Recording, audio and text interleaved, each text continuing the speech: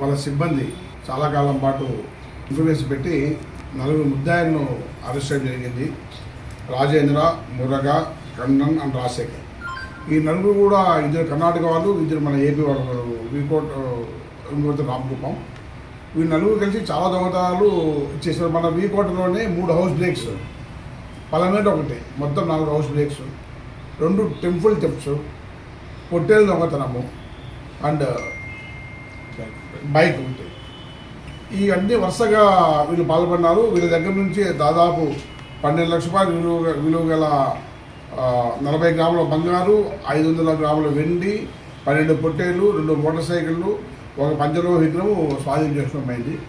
వీళ్ళపైన కూడా రాజేంద్ర మీద ఆల్రెడీ వేరే పోలీస్ స్టేషన్లో 5-6 కేసులు ఉన్నాయి. కన్నన్ కూడా బైక్ దొంగతనం కేసులు ఉన్నాయి. అందరూ కూడా ఇంతకుముందు పాత ముద్దాయిలే.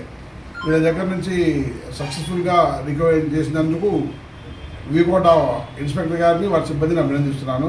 కర్ణాటక రాష్ట్రం వచ్చేసి బంగారుపేట, కోలార్ జిల్లా. మురగా అనే వ్యక్తి వచ్చేసి వీకోట మండలం వెండుగాంపల్లి. కన్నన్ అనేవాడు వచ్చేసి కర్ణాటక రాష్ట్రము, వీడు కూడా కేజీఎఫ్ తాలూకా దొడ్డకంపల్లి. రాజశేఖర్ అనేవాడు వచ్చేసి బందర్లపల్లి, రామకుప్పం మండలం.